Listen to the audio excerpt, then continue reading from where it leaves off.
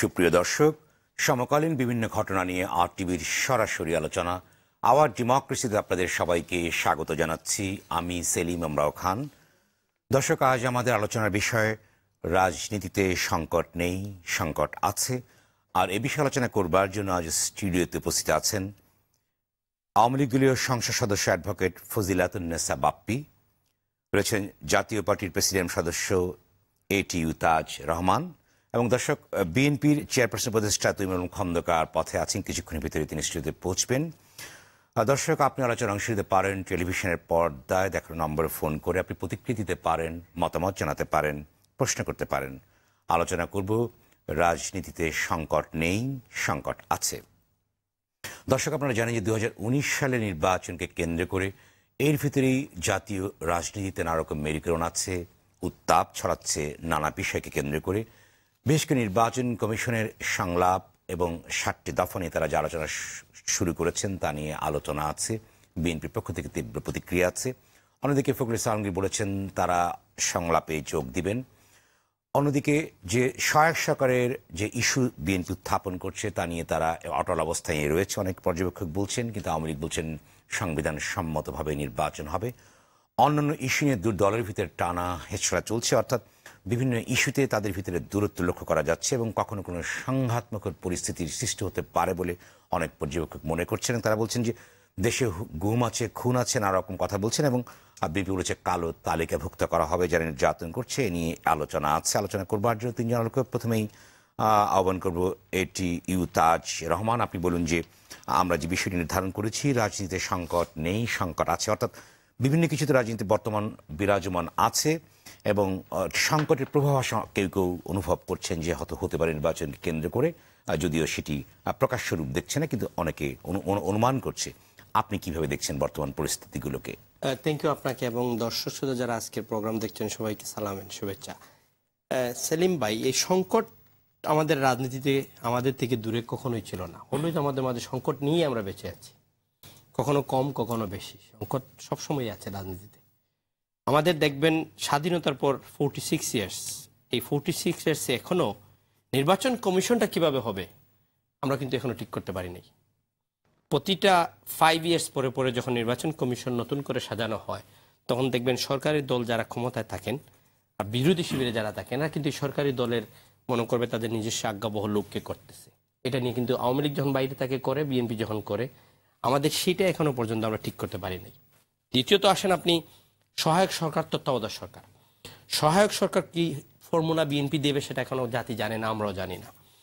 আমরা জাতীয় পার্টি হিসাবে কেয়ারটেকার গভর্নমেন্টের পক্ষে, সংকট উত্তরণের পক্ষে হিসাবে মনে করি না। কারণ এই কেয়ারটেকার গভর্নমেন্ট কিন্তু 91-এ যখন ছিল জাস্টিস শাহাবুদ্দিন সাহেব, আমরা কিন্তু সেটা ফেয়ার পাই না। কিন্তু নির্বাচন কমিশনে তো আপনাদের বিতর্ক আছে, নানা রকম কথা। নির্বাচন এই সেটাতে আমি আসতেছি। এখন দেখেন, নির্বাচন কমিশনকে যদি শক্তিশালী না করেন আপনি, নির্বাচন কমিশন সাংবিধানিক পোস্ট, তাদের ক্ষমতা প্রচুর, তারা তাদের ক্ষমতাকে প্রয়োগ করার জন্য আমাদের রাজনৈতিক দলের উচিত হবে তাদেরকে সাহায্য করা। সেখানে যদি প্রয়োজন হয় আমাদের নতুন কোনো আইন অ্যাড আপ বা এডিশন করা, তাহলে করার কোনো প্রয়োজন, এটাতে আমাদের সাহায্য করার প্রয়োজন।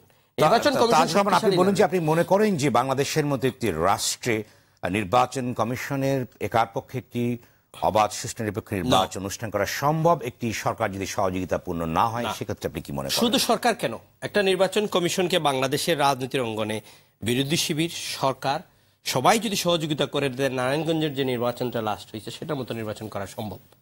সেখানে যদি রাজনৈতিক দলগুলোর সহযোগিতা না থাকে, নির্বাচন কমিশনের পক্ষে একা সুষ্ঠু নির্বাচন করা খুব কষ্টকর হয়ে যাবে। আমাদের রাজনৈতিক দলগুলোর সহযোগিতা লাগবে, সরকারের সহযোগিতা লাগবে একটা সুষ্ঠু নির্বাচন করার জন্য। কিন্তু এখানে কিছু জিনিস আছে। নির্বাচন কমিশনের লাস্ট রকিব নির্বাচন কমিশন যাওয়ার আগে সাংবাদিক সম্মেলনে বললেন যে আমাদের নির্বাচন করার জন্য জনবল যতটুকু প্রয়োজন ততটুকু আমাদের শর্টেজ, আমরা হায়ার করে এক্সিকিউটিভ বিভাগ থেকে লোক নিতে হয়, এই লোকগুলো অনেক সময় আমাদের কথা শোনে না, সেটা সাংবাদিক সম্মেলন করে বলছে। এই জিনিসটা ইনশিওর করতে হবে যে ইলেকশন ফ্রি ফেয়ার ক্যারিয়ার করার জন্য নির্বাচন কমিশনের পর্যাপ্ত পরিমাণ লোকবল থাকতে হবে, যাতে নির্বাহী বিভাগ থেকে কোনো লোক সেখানে নিয়ে নেওয়া হয়। কারণ নির্বাহী বিভাগ থেকে কোনো লোক যখন নির্বাচনের সময় যায় তখন তারা অতি উৎসাহিত হয়, লোকাল নেতাদেরকে সাহায্য সহযোগিতা করে আউট অফ দি ওয়ে। কেন্দ্র থেকে বলা হচ্ছে না, সরকার থেকে হয়তো বা বলা হচ্ছে না, কিন্তু এরা অতি উৎসাহিত হয়, সহযোগিতা করে, তখনই লোকাল ইলেকশনটাকে একটা সমস্যা এবং বিতর্কের মধ্যে পড়ে যায়।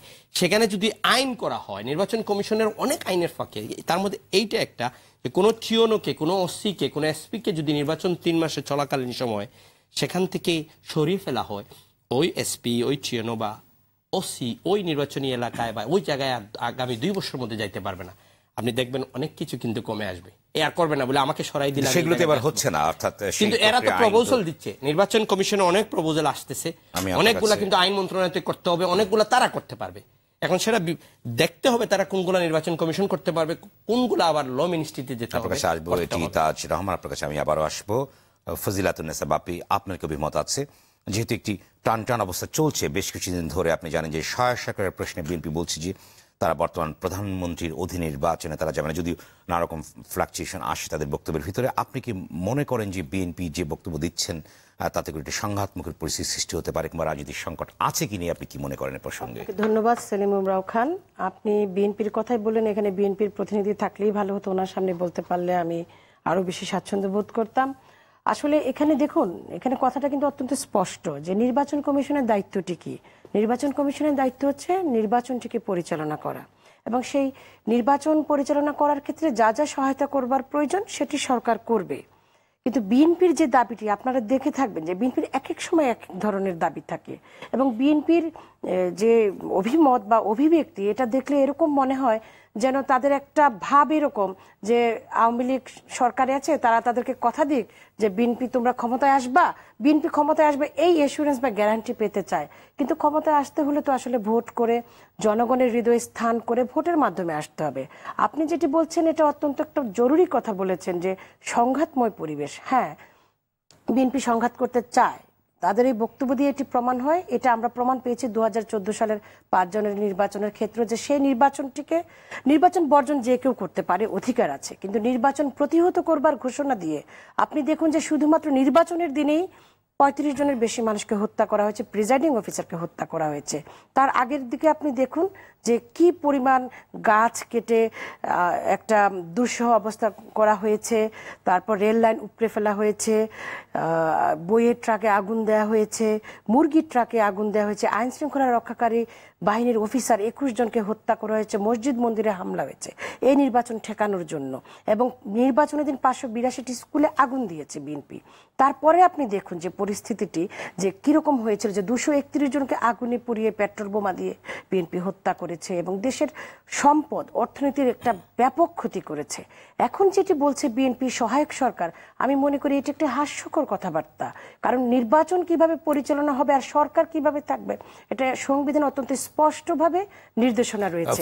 আপনি একটি প্রশ্নকে সম্পর্ক করি আপনাকে, আপনি মনে করেন যে নির্বাচন কমিশনের যে আইনগুলো আছে সে আইনগুলো বাংলাদেশের প্রেক্ষাপটে তাদের জন্য একটি নিরপেক্ষ সরকার ছাড়া নির্বাচন অনুষ্ঠিত হতে পারে? আপনি কি বাংলাদেশ অভিজ্ঞতায় কি বলেন, আপনি কি সেটিকে সম্ভব হয় কখনো? আপনারা তো 96 সালে আন্দোলন করেছিলেন তত্ত্বাবধায়ক সরকারের জন্য, কিন্তু সেই অবস্থা কি বাংলাদেশে বিরাজমান? না, আমরা আন্দোলন করেছিলাম তত্ত্বাবধায়ক সরকারের জন্য, এই প্রশ্নের উত্তরটা আমি আপনাকে আগে দিয়ে নেই। এবং তত্ত্বাবধায়ক সরকার আন্দোলন করে সেই তত্ত্বাবধায়ক সরকারকে যখন বিতর্কিত করা হলো, সুপ্রিম কোর্টের জাস্টিসদের অবসরের বয়সীমা 2 বছর বাড়িয়ে বিএনপির সাবেক আন্তর্জাতিক বিষয়ক সম্পাদক জাস্টিস KM হাসানকে তত্ত্বাবধায়ক সরকারের প্রধান করবার পায়তারা করলো বিএনপি, তখনই তো মানুষ ফুঁসে উঠলো। তারপর আপনি দেখুন যে সংবিধানের 7টি স্তর অতিক্রম করে তাদেরই মনোনীত রাষ্ট্রপতি ইয়াজউদ্দিনকে তত্ত্বাবধায়ক সরকার প্রধান করা হলো। এবং কি কথা ছিল যে তত্ত্বাবধায়ক সরকার 3 মাসের মধ্যে একটা নির্বাচন দিবে।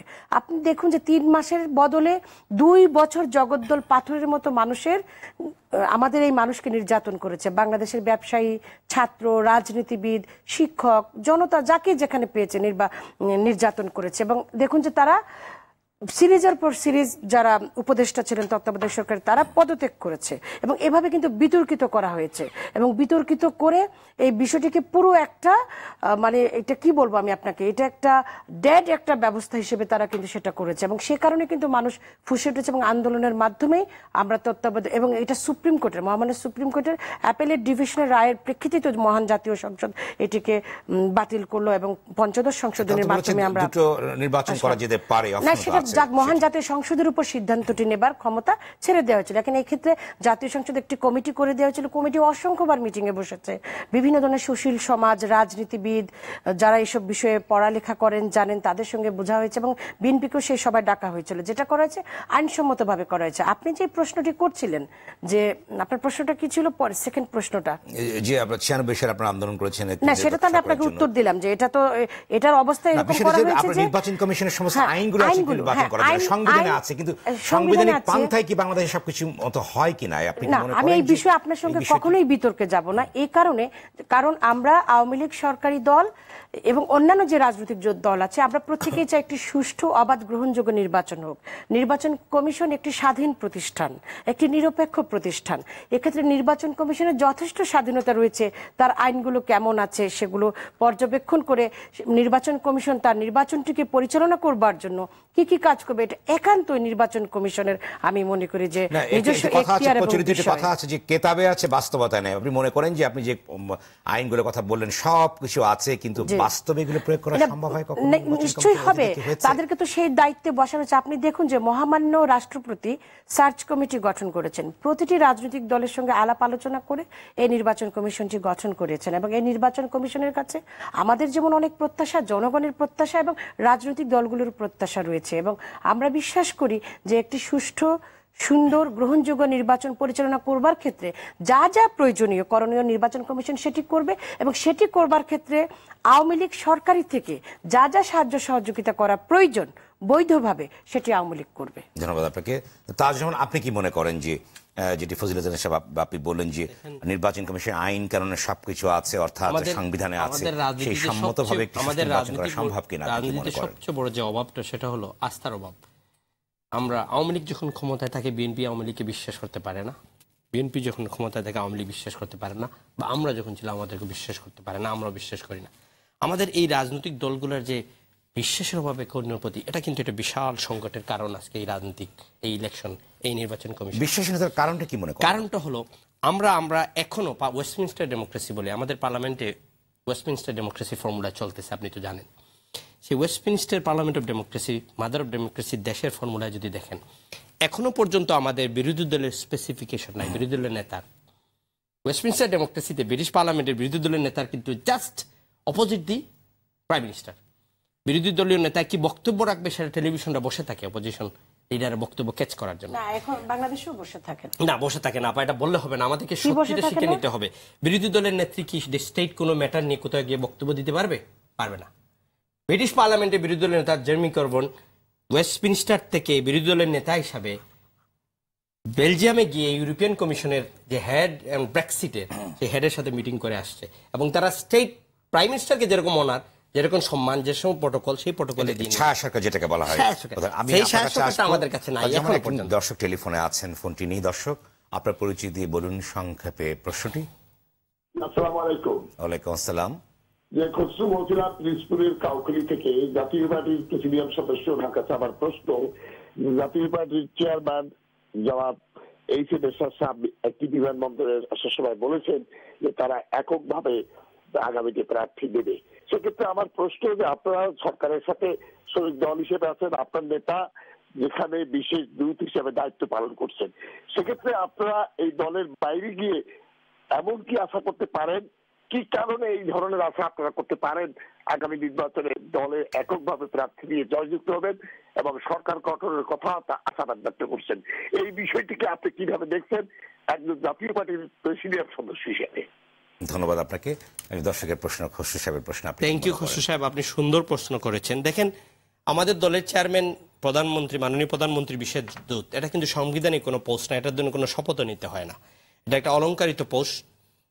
বারাক ওবামা আমেরিকার প্রেসিডেন্ট যখন আসছিলেন, তখন তার গত যে সরকার ছিল বুশ সরকারের প্রতিরক্ষা মন্ত্রীরে কিন্তু উনি 1 বছর ওনাদের ক্যাবিনেটে রেখেছিলেন।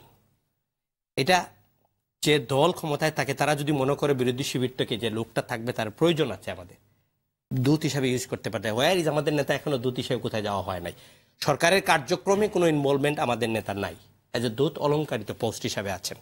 আপনার আরেকটা প্রশ্ন ছিল 300 আসনে। আমাদের দল দীর্ঘদিন থেকে, আমরা প্রায় লাস্ট 2 ইয়ার্স থেকে আমাদের দলের কাজ শুরু করেছি যে আমরা ফুল 300টা আসনের নির্বাচনে প্রতিদ্বন্দ্বিতা করার জন্য আমাদের কাকে কাকে নেওয়া হতে পারে।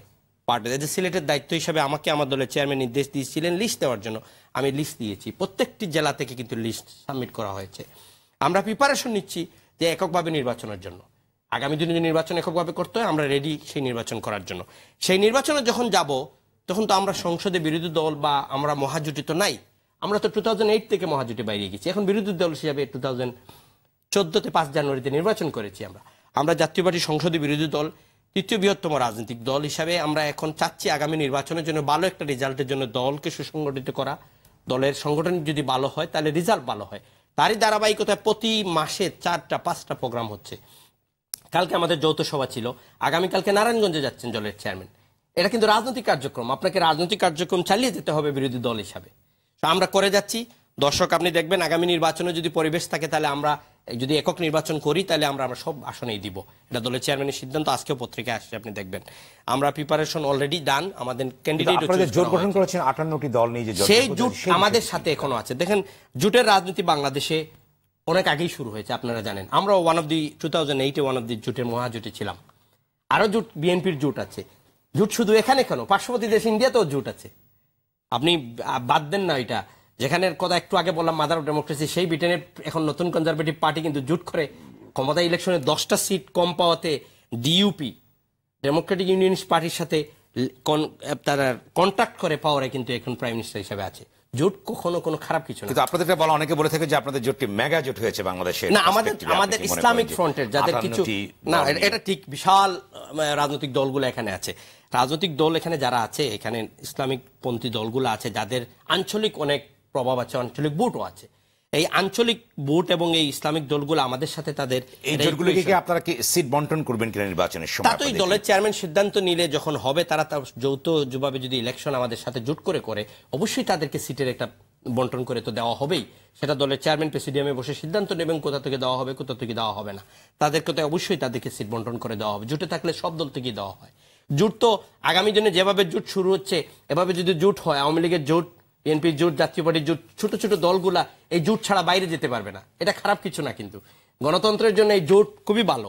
জোট যদি হয়, সবাই একসাথে অংশগ্রহণমূলক নির্বাচন হয়, ফ্রি ফেয়ার হয়, আপনার দেশের জন্য ভালো, রাষ্ট্রের জন্য ভালো। আগামী নির্বাচনে আমাদের উচিত হবে সবার অংশগ্রহণ একটা নির্বাচন যদি হয়, নির্বাচন কমিশনকে সহযোগিতা করা। আর নির্বাচন কমিশন প্রমাণ করে দিতে হবে তারা টোটালি সবকিছুর ঊর্ধ্বে।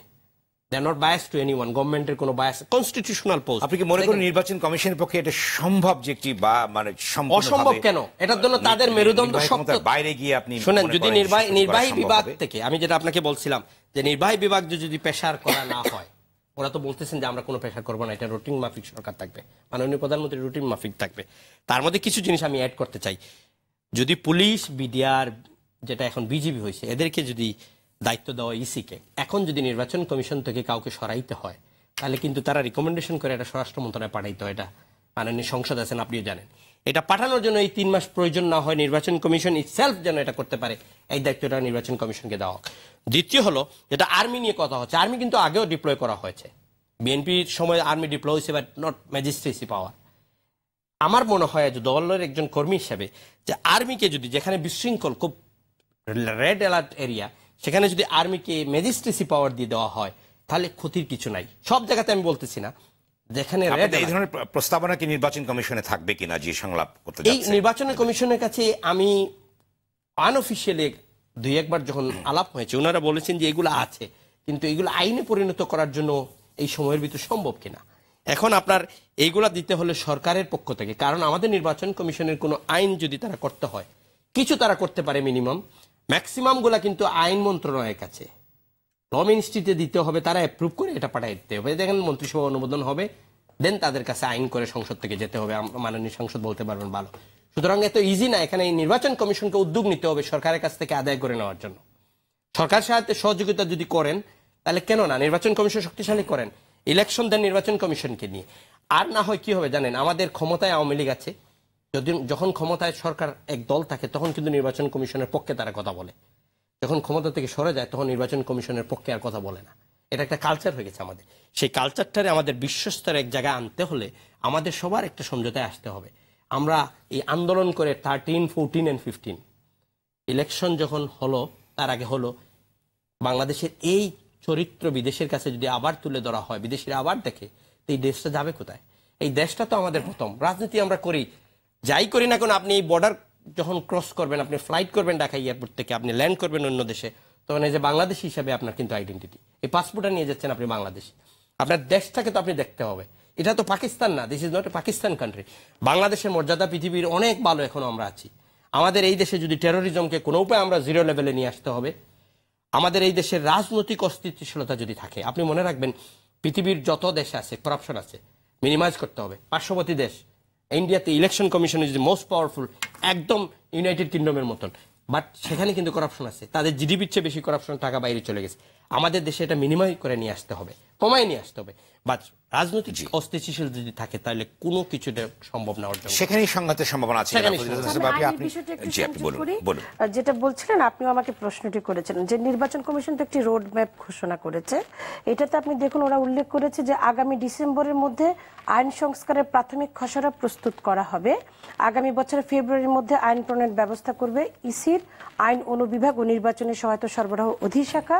তারপর বলা হয়েছে যে আইন সংস্কারের বিষয়ে বলা হয়েছে যে নির্বাচন পরিচালনায় বিদ্যমান আইন বিধি প্রয়োগ করে অতীতে গ্রহণযোগ্য নির্বাচন করা সম্ভব হয়েছে। এখন আইনি কাঠামোর আমূল সংস্কারের প্রয়োজনীয়তা রয়েছে বলে ইসি বিবেচনা করে না।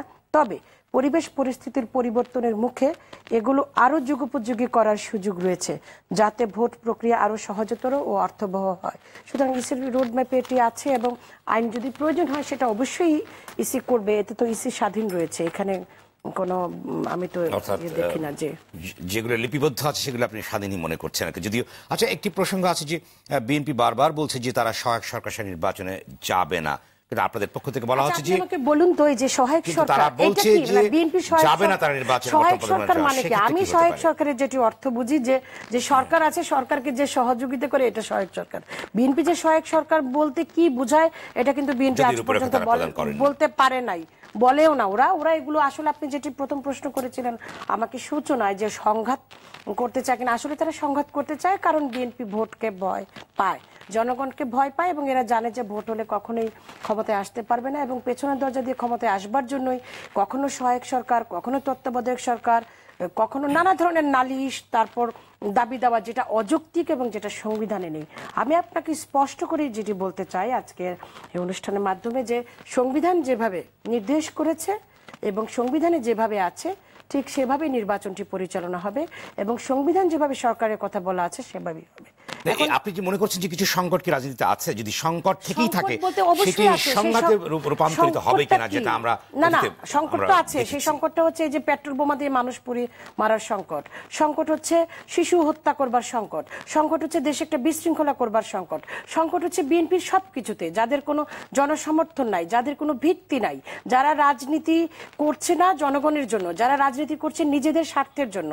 এবং আপনি দেখুন যে বিএনপি নেত্রী সেই লন্ডনে গিয়ে নানা ধরনের মিটিং করছেন বিভিন্ন বিতর্কিত ব্যক্তিদের সঙ্গে দেশের বিরুদ্ধে, এবং সামনের নির্বাচনকে কিভাবে কলুষিত করা যায় এবং কিভাবে আরো বেশি সংঘাত করা যায়, এই ধরনের কার্যক্রমে তারা লিপ্ত রয়েছে। তাদের প্রতিদিনের কথাবার্তাই তো অত্যন্ত উত্তপ্ত এবং এতে করে বোঝা যায় যে তারা আসলে সঠিক পরিবেশ, সঠিক কোনো কিছুতেই তারা রাজি হতে পারছে না, কারণ তারা নিজেরাই জানে তাদের দুর্বলতাটি, যে তারা যদি এখানে সঠিকভাবে নির্বাচন হয়, এখানে যদি সুষ্ঠু নির্বাচন হয়, বিএনপি কখনো আসতে পারবে না। এবং সহায়ক সরকার বলে কোনো কিছুই সংবিধানে অস্তিত্ব নেই, একটা অস্তিত্বহীন। এবং সংকটের কথা বলা হচ্ছে যে তারা চাচ্ছে সহায়ক সরকার, আপনারা বলছেন সংবিধান সম্মতভাবে। এই যে আমরা যেটা বলছি সংবিধান সম্মতভাবে, এটাই অত্যন্ত ধারাটি আছে, এটাই কি সংঘাতে পরিণত করবে কিনা আপনি কি মনে করেন? আপনাদের দৃষ্টিতে কিছুই না, কিন্তু তারা বলছে তারা নির্বাচনে যাবে না, এখানে কারণ জনগণ তাদের এই জনগণ তাদের এই সমস্ত কথাবার্তায় বিশ্বাস করে না। জনগণ তাদের কাছ থেকে অনেক আগেই মুখ ফিরিয়ে নিয়েছে, কারণ জনগণ চায় যে জনগণের ভালো যেখানে হবে, জনগণের অধিকার যেখানে সুরক্ষিত থাকবে, জনগণ সেটিকেই সমর্থন করে। সুতরাং আমি মনে করি না যে জনগণ এটাকে কোনোভাবেই বিবেচনায় আনবে। আমি মনে করি বিএনপি যা বলছে এটি তাদের রাজনৈতিক দেউলিয়াত্বের একটা বহিঃপ্রকাশ। কিন্তু আরেকটি প্রসঙ্গ আসছে, সেটি যে বেগম খালেদা জিয়া লন্ডনে গিয়েছেন তার চোখ এবং পায়ের চিকিৎসার জন্য, কিন্তু আপনাদের পক্ষ থেকে বলা হচ্ছে সেখানে ষড়যন্ত্র হচ্ছে, হ্যাঁ, এই হচ্ছে, বিষয়টি এটা কারণ পত্রপত্রিকাতে ছবি এসছে, আপনি নিজেই তো অনেকগুলো পেপার কাটিংস আছে আপনার কাছে, আমরা তো দেখেছি অনেক বিতর্কিত পাকিস্তানের অনেক বিতর্কিত ব্যক্তিদের সঙ্গে তিনি বসেছেন, মিটিং করেছেন, এগুলো ইউটিউবে, ফেসবুকে, টুইটারে, এগুলো সবকিছুতে তো সয়লাভ হয়ে গেছে যে উনি চিকিৎসার কথা বলে গেছেন। আবার দেখেন যে 150 বার সময় নিয়েছেন সেই এতিমের টাকা চুরি করে খাওয়ার মামলা থেকে, তাই না? এটা তো আমরা সবাই জানি। তো 150 বার সময় নিয়েছেন। বসেন ভাই, রাগ করেন না, দেরি করে আসছেন, বসেন। 150 বার সময় নিয়েছেন। এখন উনি বিদেশে গিয়ে আবার বিভিন্ন বিতর্কিত দেশের বিতর্কিত লোকদের সঙ্গে মিটিং করছেন। আপনি অনেক দেরি করে এসেছেন, আপনার সময় মতো আপনি আসতে পারেননি, যার ফলে আমাদের আলোচনাটা আমরা চালিয়ে গেছি। কিন্তু কারণটা কি আপনার এত দেরি করে আসার? আপনি যানজট, এত যানজট, মানে হেলিকপ্টার ছাড়া না ঢাকা শহরে চলানো সম্ভব না।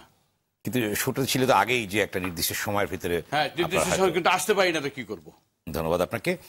আপনি বলুন যে আমরা আলোচনা অনেক দূর গিয়েছি এবং বিভিন্ন প্রসঙ্গের আলোচনা করেছি। আমাদের আলোচনার বিষয় হচ্ছে রাজনীতিতে সংকট নেই, সংকট আছে, এবং এই সংকটগুলো শেষ পর্যন্ত সংঘাতে পরিণত হবে কিনা, এই প্রসঙ্গে আমরা আলোচনা করছি। এবং দুজন আলোচক উপস্থিত অনেক কিছুই বলেছেন। আপনার দৃষ্টিতে কি আছে? যে সহায়ক সরকারের কথা বলেছেন আপনারা। ছোট বোন, যে আমার আবার সহকর্মী আইন পেশার, সে যে বক্তব্যটা রাখছে, আমি এসে যেটা শুনলাম, সেটা আমি মনে করি খুব আপত্তিকর বক্তব্য। বাংলাদেশের একজন প্রধানমন্ত্রী এবং সাবেক প্রধানমন্ত্রী দুজনই নারী জাতি, মায়ের জাত এবং সম্মানী ব্যক্তি।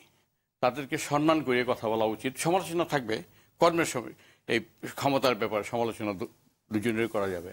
কিন্তু কথা হলে এই যে একটা বিচার চলছে, বিচারটা শেষ হয় নাই। এখন বারবার এই খালেদা জিয়া টাকা চুরি করছে, এই করছে, এই করছে, এটাতে একটা এইসব অপমানকর কথাবার্তা বলে তো আপনার টকশো করা যাবে না। টকশো তো আপনি উত্তর দিতে পারেন। আমরা আসি এটা যুক্তির জন্য। যেমন ধরেন, এই নারায়ণগঞ্জে 537 জন লোকের আমি চাকরি দিছি বিআরটিসিতে, খুব ফলো করার পর হয়েছে যে আমি খুব অন্যায় করছি, এই করছি, এই করছি, কিন্তু হাইকোর্ট আমাকে খালাস দিয়ে দিয়েছে। বেবি ট্যাক্সের বিতরণে হাইকোর্ট আমার খালাস দিয়েছে। এখন প্রশ্নটা হলো যে বিচারের শেষ পর্যন্ত কি হয় সেটা দেখার বিষয়। বিচার নিয়ে কিন্তু কোনো কথা বলা হয়নি। আরেকটা বিষয় আমি আপনার বলি যে 111-এর সময় তো আমরা জেলে ছিলাম। সে তাকে দেখছি, সে ওই আইনজীবী হিসাবে অনেক সময়, কিন্তু তখন বিএনপির আওয়ামী লীগের আইনজীবীরাও পলাই গেছিল, বিএনপির আইনজীবীরা পলাই গেছিল, কিন্তু বাপ্পি ছিল।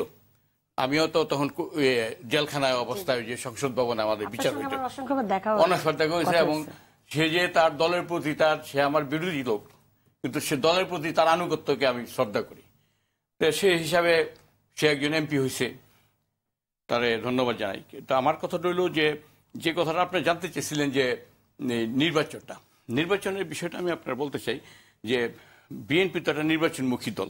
বিএনপি ইতিপূর্বে বহুবার নির্বাচন করছে, ক্ষমতায় আসছে।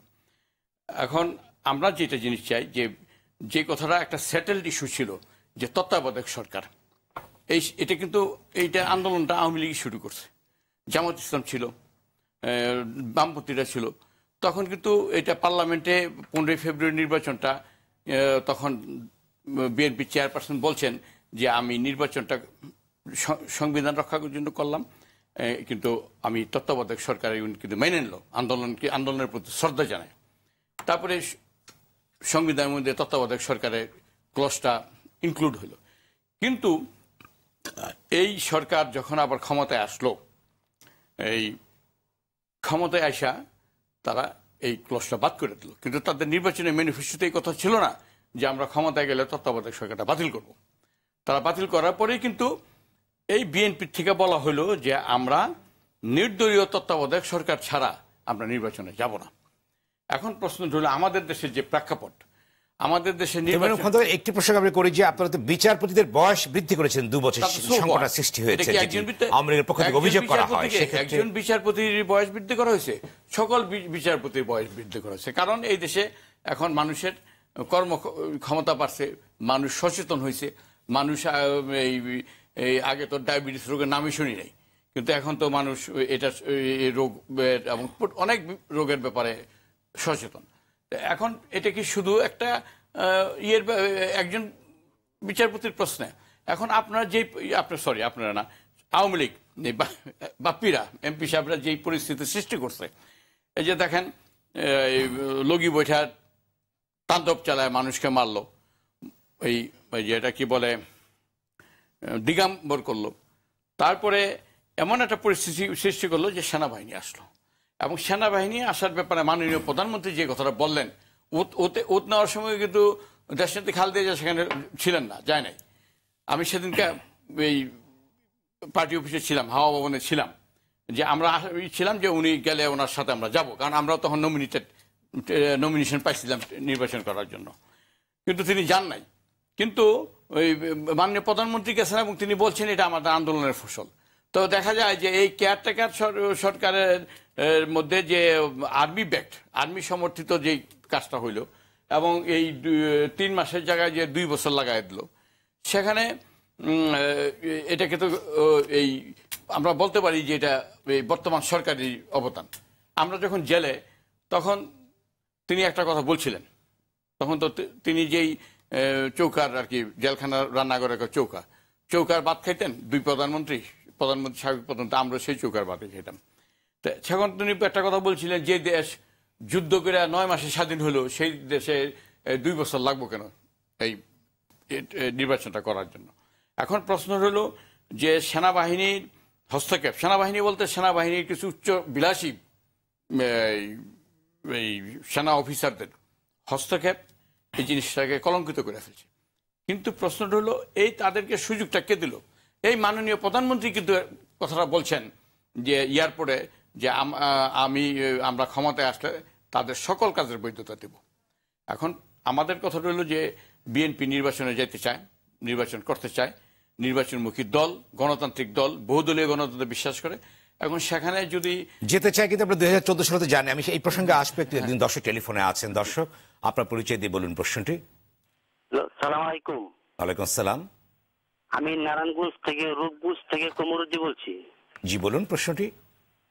বিএনপি সরকার বারবার বলতেছে সহায় সরকার যেন, কিন্তু সহায় সরকার যদি না আসে তা আমরা কি আবার আগের মতো জ্বালাও পোড়াও কি দেখতে চাই?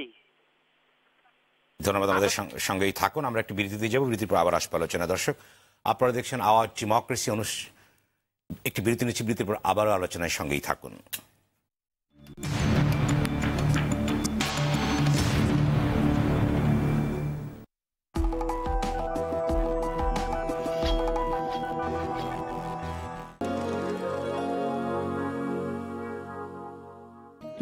মা এরকম করবে না।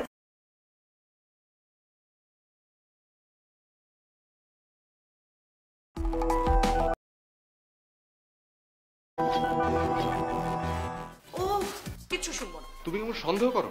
তারপর থেকে সে আমাকে দেখে ডাবর ভাটিকা বেলিফুল নিবেদিত ধারাবাহিক নাটক গুলবাহা, রচনা মাতিয়া বানু শুক্র, পরিচালনা এহসান এলাহি বাপ্পি। দেখবেন রবি থেকে মঙ্গলবার রাত 7:35। দূর খালি দুষ্টামি করো।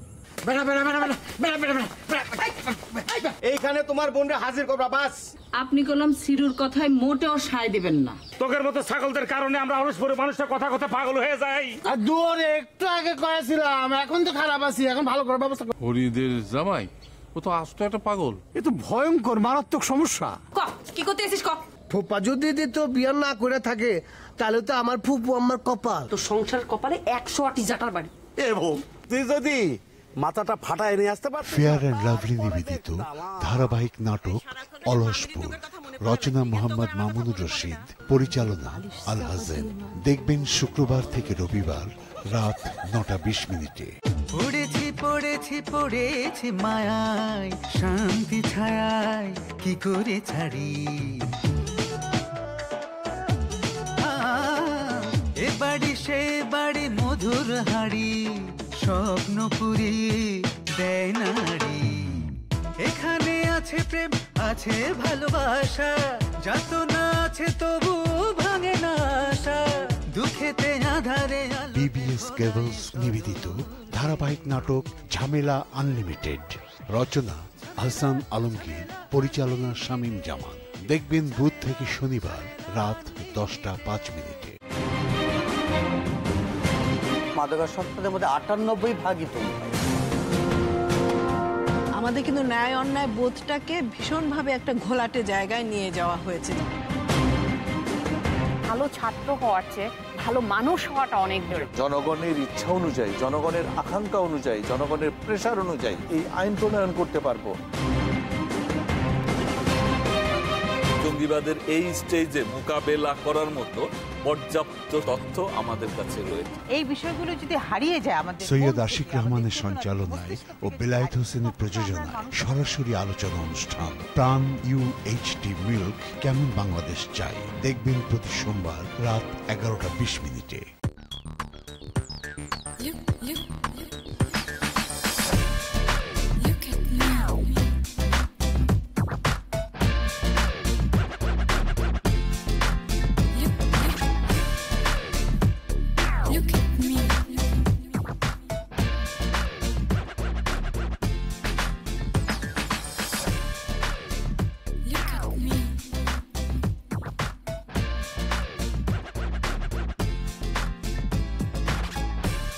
শিবলি জিয়ার প্রযোজনায় ফ্যাশন ও lifestyle show rich look at me, দেখবেন মঙ্গলবার রাত 10:05।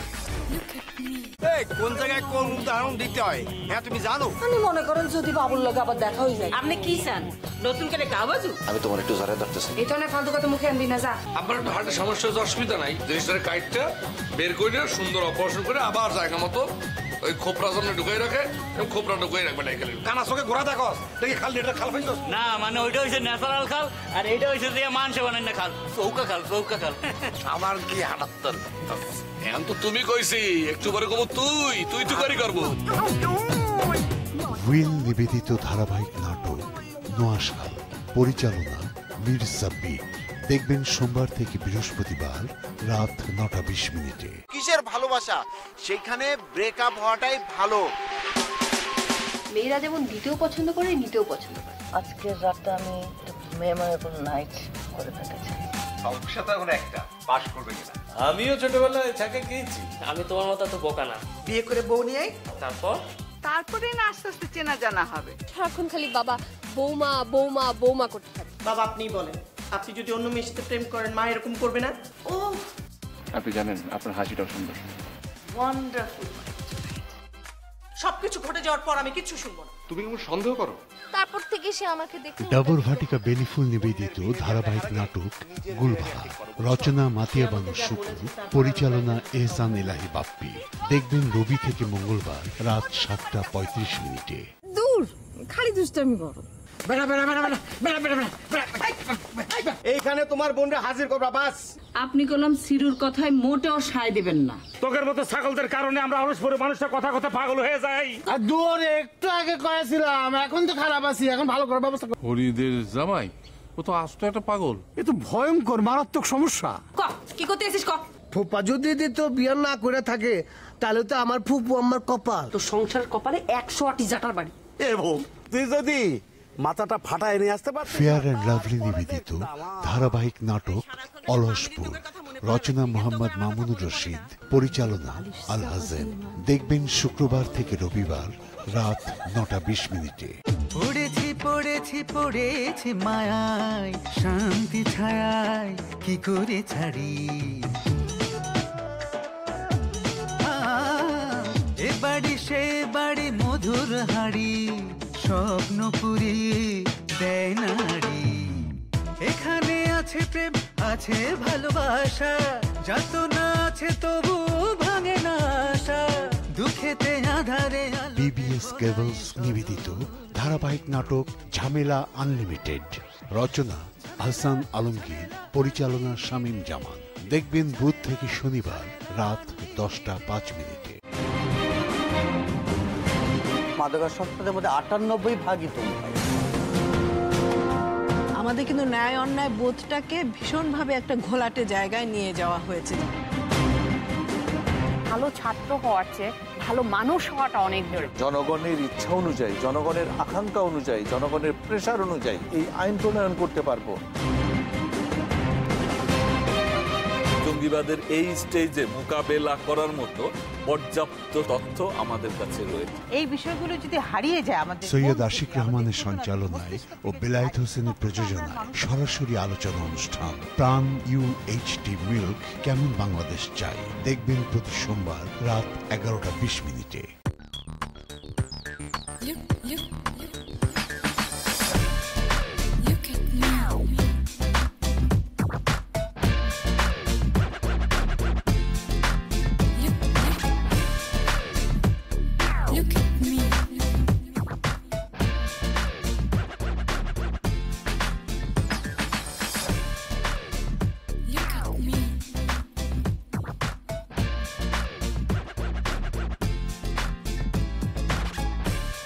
শিবলি জিয়ার প্রযোজনায় ফ্যাশন ও lifestyle show rich look at me, দেখবেন মঙ্গলবার রাত 10:05। কোন জায়গায় কোন উদাহরণ দিতে হয় হ্যাঁ তুমি জানো? আমি মনে করেন যদি বাবুর লগে আবার দেখা হয়ে যায়। আপনি কি চান নতুন করে গাবাজু? আমি তোমার একটু জড়ায় ধরতেছি। এই ধরনের ফালতু কথা মুখে আনবি না, যা। আপনার একটু হার্টের সমস্যা হচ্ছে, অসুবিধা নাই। জিনিসটার কাইটটা বের করে সুন্দর অপারেশন করে আবার জায়গা মতো ওই খোপরা জন্য ঢুকাই রাখে, খোপরা ঢুকাই রাখবে না। এখানে কানা চোখে ঘোরা দেখো দেখি খাল এটা খাল পাইছো না, মানে ওইটা হচ্ছে ন্যাচারাল খাল আর এইটা হচ্ছে দিয়ে মানুষে বানাই না খাল, চৌকা খাল, চৌকা খাল। আমার কি হানাত্তর এখন তো তুমি কইছি, একটু পরে কব তুই তুই তুই করি করবো। উইল নিবেদিত ধারাবাহিক নাটক নোয়াশাল, পরিচালনা মীর সাব্বির, দেখবেন সোমবার থেকে বৃহস্পতিবার রাত 9:20। কিসের ভালোবাসা, সেখানে ব্রেকআপ হওয়াটাই ভালো। মেয়েরা যেমন দিতেও পছন্দ করে নিতেও পছন্দ করে। আজকের রাতটা আমি মেমোরেবল নাইট করে পেতে চাই। সমস্যা তো এখন একটা, পাস করবে কিনা। আমিও ছোটবেলায় ছাকে গিয়েছি। আমি তোমার মতো তো বোকা না। বিয়ে করে বউ নিয়ে তারপরে না আস্তে আস্তে চেনা জানা হবে। সারাক্ষণ খালি বাবা বৌমা বৌমা বৌমা করতে থাকে। বাবা আপনিই বলেন, আপনি যদি অন্য মেয়ের সাথে প্রেম করেন মা এরকম করবে না? ও আপনি জানেন আপনার হাসিটাও সুন্দর। ওয়ান্ডারফুল। সবকিছু ঘটে যাওয়ার পর আমি কিচ্ছু শুনবো না। তুমি কেমন সন্দেহ করো? তারপর থেকে সে আমাকে দেখে ডাবর ভাটিকা বেলিফুল নিবেদিত ধারাবাহিক নাটক গুলবাহার, রচনা মাতিয়া বানু শুকুর, পরিচালনা এহসান ইলাহি বাপ্পি, দেখবেন রবি থেকে মঙ্গলবার রাত 7:35। রাজনীতিতে সংকট নেই, সংকট আছে। আলোচনা করছেন অ্যাডভোকেট ফজিলাতুন্নেসা বাপ্পি এমপি, এটি তাজ রহমান এবং অ্যাডভোকেট তৈমুর আলম খন্দকার। ফজিলাতুন্নেসা বাপ্পি, আপনার কি বক্তব্য রয়েছে প্রসঙ্গে? নির্বাচন কমিশনের যে প্রসঙ্গটি এসছে, প্রসঙ্গ এসছে এখানে তৈমুর আলম খন্দকার সাহেব একটু দেরি করে এসেছেন, এসে একটু রাগ হয়ে গেলেন। যাই হোক, আমার বড় ভাই আইনজীবী 111-এর সময় তিনিও কারাগারে ছিলেন। আমরা দেখেছি তার উপর অনেক দুরবস্থা গেছে, সেটা আমরা নিজের চোখেই দেখেছি। তো আমি বিশ্বাস করতে চাই তিনিও তার দলের প্রতি যেভাবে আনুগত্য প্রদর্শন করেন, তার দল যেভাবে তাকে নারায়ণগঞ্জের নির্বাচনে বলির পাঠা করেছিল, যেটা উনি নিজে বলেছিলেন, আমরা মিডিয়াতে দেখেছি। আর দ্বিতীয়বার যেন তার এরকম বাক্য না হয়, আমি তার জন্য শুভকামনা করি। আর যেটা উনি বলছিলেন যে জামের কথা, আমি আসছি, আপনি বুধই ভাই আসছেন গুলশান থেকে, আমি আসছি মিরপুর থেকে, আমরা কিন্তু যথাসময়ে আসছি। এখন ভাই আবার মাঝখানে অন্য কোথাও গেলেন কিনা, কিছু করে আসছেন কিনা। আর বর্ষাতে তো জানেনই একটু হয়, লোকজনের অনেক প্রেশার, অনেকেই ঢাকায় আসতে চায়। মানুষের এখন অর্থনৈতিক ক্ষমতা বেড়েছে, ক্রয় ক্ষমতা বেড়েছে, এক ফ্যামিলিতে দেখা যায় 2-3টা গাড়ি, এটা সকলকেই সচেতন হতে হবে আসলে। তো আমি যেখানে ছিলাম, ভাই যেটি বলছিলেন যে তত্ত্বাবধায়ক সরকার নেই, যে সেটেলড ইস্যু, এই সেটেলড ইস্যুটি কিভাবে আনসেটেলড হলো, কিভাবে কলঙ্কিত হলো, সেটা কিন্তু উনি আসার আগে আমি যেহেতু বলে দিয়েছি এবং দর্শকরাও শুনেছেন, সে কারণে আমি সেটিতে আর যেতে চাই না। তবে উনি যে ইতিহাস বর্ণনা করেছেন, সেই ইতিহাসের 2-1টি কথা শুধু ওনাকে মনে করিয়ে দিতে চাই।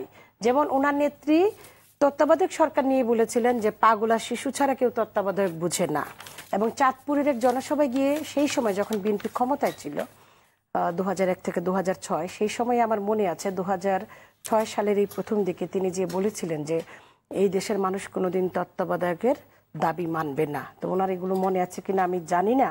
আর উনি লগি বৈঠার কথা বলছেন, এটা একেবারেই মানে ওনারা যে অপকর্ম করেছেন এবং ওনারা যেভাবে মানুষের উপর অত্যাচার, নিপীড়ন, নির্যাতন করেছেন, 21 আগস্ট গ্রেনেড হামলা করে, সেইগুলো সব কিন্তু বেরিয়েছে। কিভাবে গ্রেনেড হামলা হয়েছে, লুৎফুজ্জামান বাবর সেই হাওয়া ভবনে বসে বৈঠক, এগুলো কিন্তু প্রমাণিত সত্য এবং এগুলো থেকে কিন্তু আপনার যে গ্রেনেড হামলা যে এসছে, গ্রেনেড কোথা থেকে এসছে এবং গ্রেনেড হামলার যে পলাতক আসামি তাজ, মাওলানা তাজউদ্দিন তাজ, তাকে বিদেশে পর্যন্ত পাঠিয়ে দিয়েছে বিএনপি সরকার। এবং এটা নিয়ে সংসদে আলোচনা করতে যাবার পর আলোচনাও করতে দেওয়া হয়নি, উল্টো বলা হয়েছে মাননীয় প্রধানমন্ত্রী শেখ হাসিনা তৎকালীন বিরোধী দলের নেত্রী তিনি নাকি ভ্যানিটি ব্যাগে করে গ্রেনেড নিয়ে গেছেন।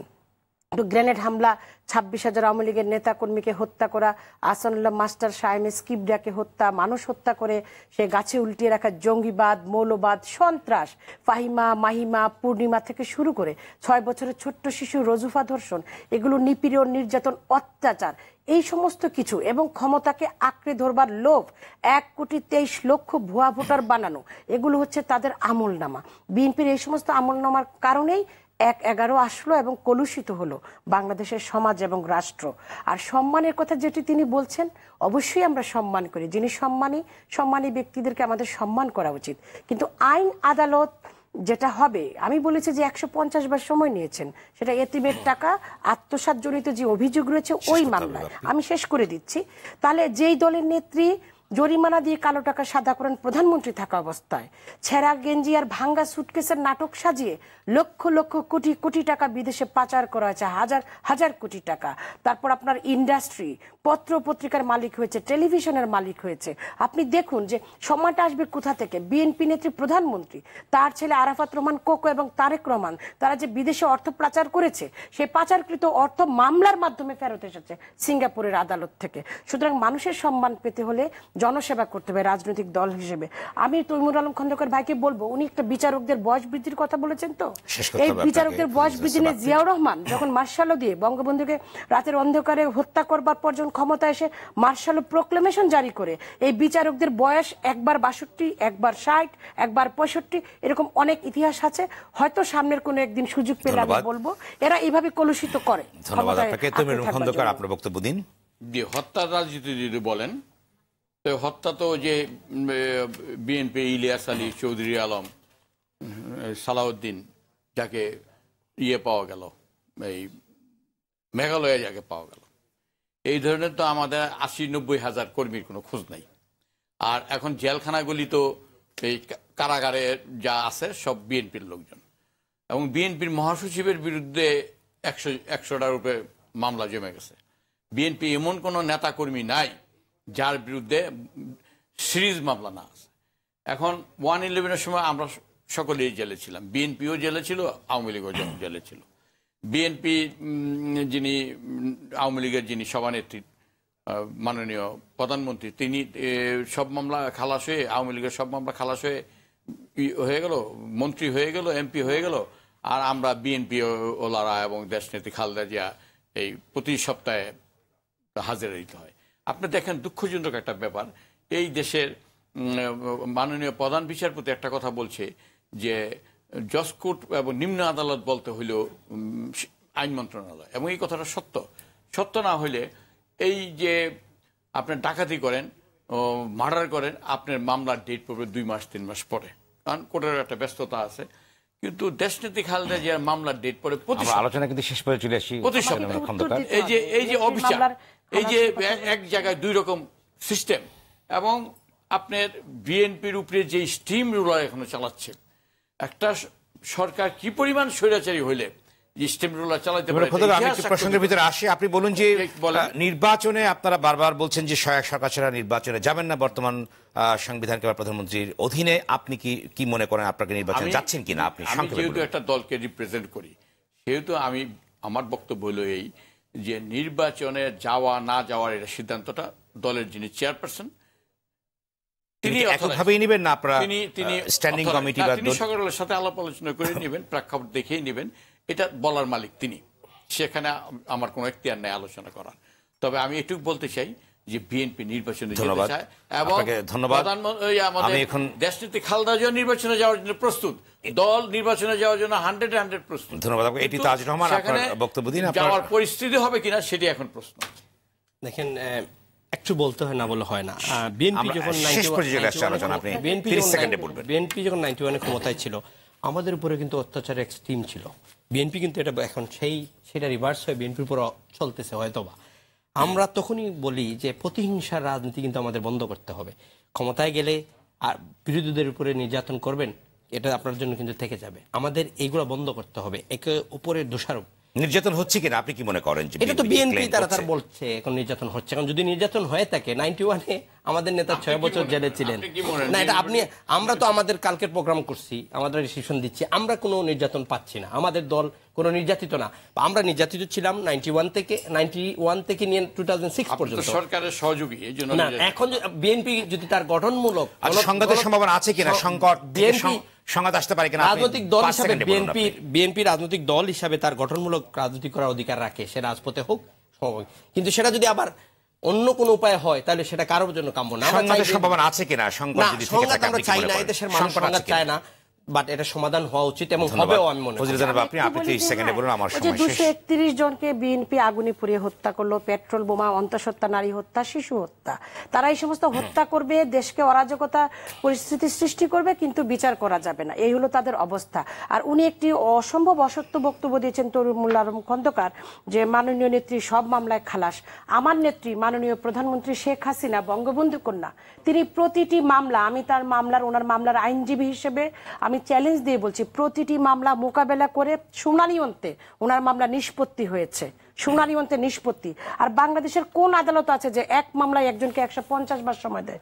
বিএনপি নেত্রী খালেদা জিয়া এই যে এতিমের টাকা আত্মসাতের মামলায় 150 বার সময় নিয়েছে। উনি প্রধান বিচারপতির উদাহরণ দিচ্ছেন, যেই দল বিএনপি তারা প্রধান বিচারপতির দরজায় যাদের দলের আইনজীবীরা লাথি মারে, তারা আবার প্রধান বিচারপতিকে উদাহরণ দেয়, এটা জাতি প্রত্যাশা করে না। তো আমি বিশ্বাস করব যে বিএনপি এই যে আগুনে পুরানো, জ্বালাও পোড়াও, পেট্রোল বোমা, এই সমস্ত কিছু পরিত্যাগ করে সুস্থতার পথে আসবে এবং নির্বাচনে আসবে, কারণ নির্বাচন ছাড়া ক্ষমতায় যাবার আর কোনো পন্থা নেই। তারা আলোর পথে আসবে। দর্শক দেখছেন আওয়ার ডেমোক্রেসি অনুষ্ঠান সম্পর্কে মতামত জানাতে ইমেইল করুন awardemocracy@rtvbd.tv তে। সঙ্গে থাকার জন্য ধন্যবাদ। ভালো থাকুন, নিরাপদে থাকুন।